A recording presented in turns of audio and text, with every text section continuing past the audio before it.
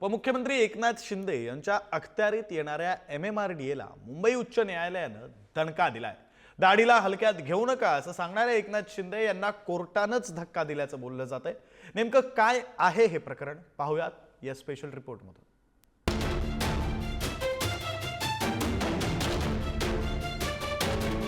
मुंबई उच्च न्यायालयानं MMRDAला मोठा दणका दिलाय। नुसता दणका नाही तर MMRDAची कडक शब्दात कान उघडणी केली आहे। फ्रेंच कंपनी सिस्ट्रा MBVA कन्सल्टिंगच्या सेवा बंद करण्याचा MMRDAचा निर्णय म्हणजे मनमानी असल्याचे कडक ताशेरे कोर्टाने ओढलेत। मुंबई मेट्रो प्रकल्पातील सल्लागार म्हणून फ्रेंच कंपनीसोबत करार केला होता।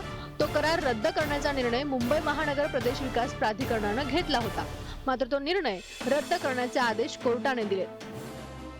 हा विषय नक्की काय आहे ते समजून घेऊयात। फेब्रुवारी 2020 मध्ये MMRDAनं ठाणे भिवंडी कल्याण दरम्यान मेट्रो लाईन 5, अंधेरी पूर्व CSIA दरम्यान मेट्रो लाईन 7A आणि मीरा भाईंदर दरम्यान मेट्रो लाईन 9 या प्रकल्पासाठी सल्लागार नियुक्त करण्याचा निर्णय घेतला। त्यासाठी निविदा मागवण्यात आल्या।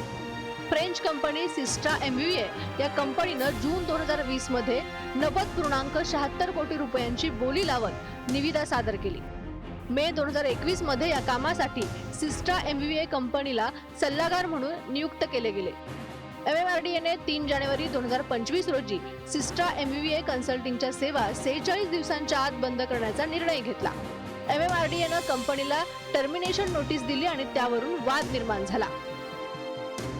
MMRDA मुख्यमंत्री एकनाथ शिंदे यांच्या नगरविकास खात्याच्या अखत्यारीत येतं। त्यामुळे दाढीला हलक्यात घेऊ नका असं सांगणाऱ्या एकनाथ शिंदेंना हा मोठा धक्का असल्याचं बोललं जात आहे। धक्कादायक म्हणजे ज्या कंपनीचं टेंडर रद्द करण्यात आलंय त्या सिस्ट्रा MBVA नावाच्या कंपनीनं MMRDA वरच भ्रष्टाचाराचे आरोप केले। MMRDA ने करप्शन की बात सामने आई। फ्रेंच कंपनी ने लेटर लिखा है, हाईकोर्ट तक मामला गया है, किस तरह से देखते हैं? नहीं, इसके बारे में मेरे पास जानकारी नहीं है।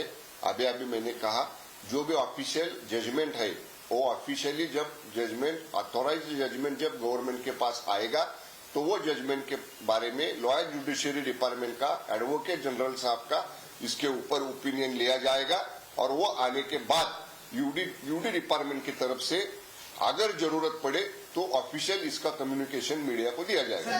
कोणत्याही कारणानं करार रद्द करण्याचा अधिकार MMRDAला आहे असा दावा करारनाम्याच्या आधारे MMRDAने केला होता, मात्र ही कृती मनमानी आणि अन्यायकारक असल्याचे ताशेरे मुंबई हायकोर्टाने ओढले।